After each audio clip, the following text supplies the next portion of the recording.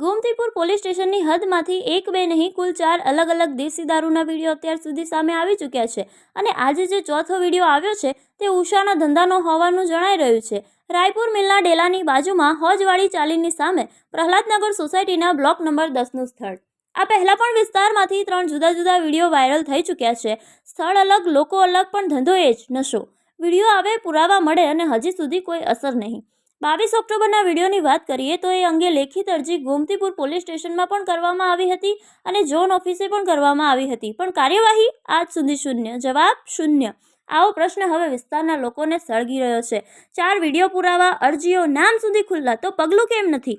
પીઆઈડીબી રાણા સાહેબ, ગોમતીપુરમાં દારૂ મોજમાં ચાલે છે અને પોલીસની આંખ મીચીને કેમ બેઠી છે? આટલું સ્પષ્ટ દેખાય છે તો તમને કેમ નથી દેખાતું? આ વિસ્તારનો પ્રશ્ન હવે માત્ર વિડીયોનો નથી, વિસ્તારનો પ્રશ્ન છે કે કાયદા ચાલે છે કે પછી બુટલેગર।